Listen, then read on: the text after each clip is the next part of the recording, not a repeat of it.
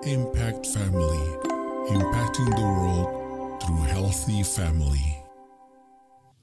Shalom sahabat Impact Family yang dikasih Tuhan. Saudara-saudara, pada waktu kita membicarakan soal keluarga, ada banyak kesulitan juga ya. Memang Tuhan menciptakan supaya keluarga-keluarga itu beranak cucu dan memenuhi bumi. Namun berkeluarga itu juga tidak semudah itu. Dari semula dirancangnya mudah ya, baik, tapi karena dosa sudah masuk, maka keadaan berubah, semuanya menjadi sulit, menjadi banyak masalah. Saudara, ada keluarga yang anaknya banyak ya. Sampai ada ibu itu yang mempunyai anak 23 orang, itu di Afrika ya.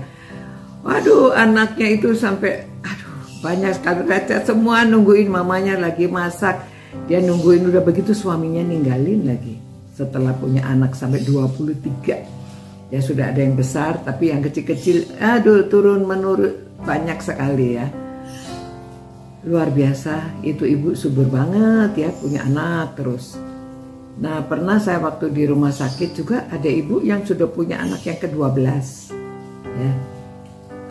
Namun ada juga orang tidak mempunyai anak satupun. Nah, ini kuasanya Allah.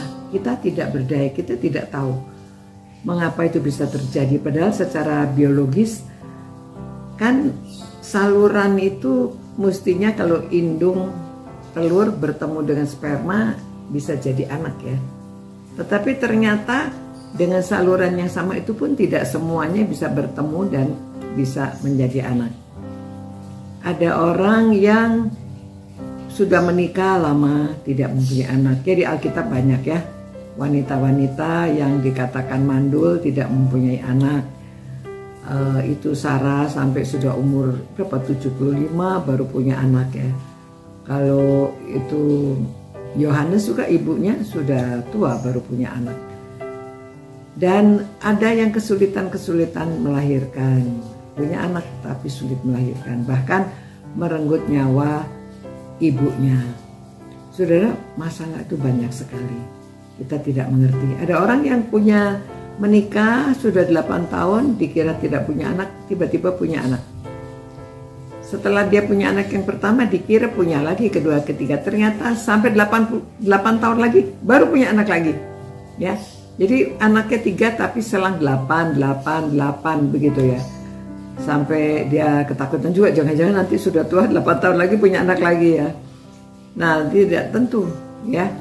Ada yang orang tidak mau punya anak ya, anak muda main-main saja, seakan-akan kesenggol aja udah punya anak ya, menjadi anak.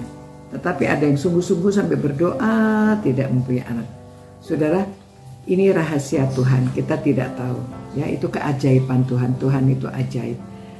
Namun ini ada hiburan dari Galatia pasal 4 ayat 27. Katakan demikian, karena ada tertulis, berbahagialah hai si mandul yang tidak pernah melahirkan, berbahagialah dan bersorak-soraklah hai engkau yang tidak pernah menderita sakit bersalin.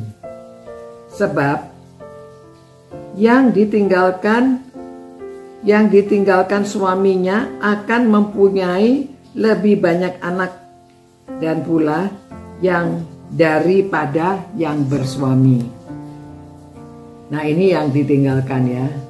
Namun yang masih utuh suami istri juga ada yang tidak dikaruniai anak. Nah, dikatakan di sini berbahagialah. Pertama, dia tidak pernah menderita sakit bersalin. Yang kedua, dia mempunyai lebih banyak anak. Mengapa? Karena orang yang mungkin hanya berdua saja, waktunya lebih banyak, bisa mengurusi anak orang lain.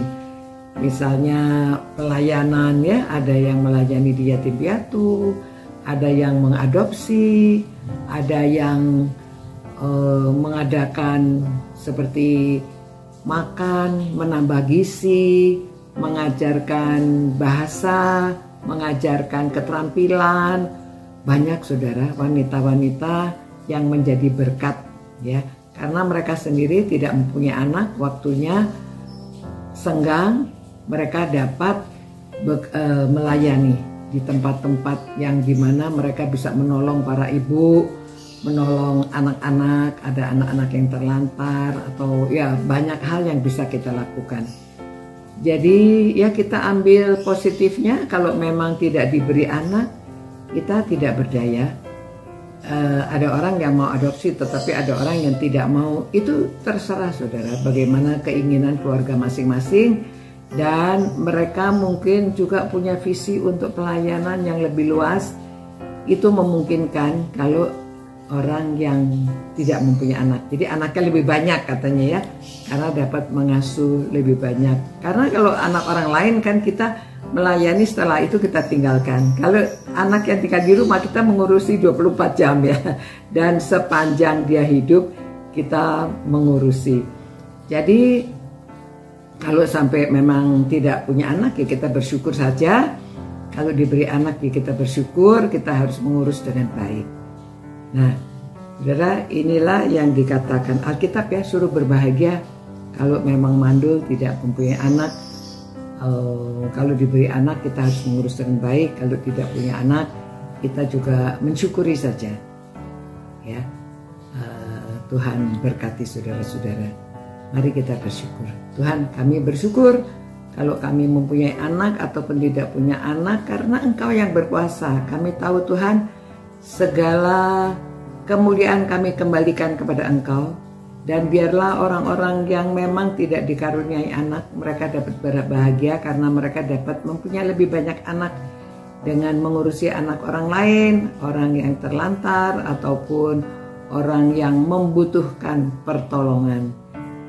Tuhan, berkatilah supaya orang yang Tuhan tidak karuniai anak, mereka juga dapat bersyukur, mereka dapat hidup bahagia, supaya suami tetap mengasihi istrinya juga tidak komplain, supaya mereka menerima keadaan apapun yang Tuhan berikan.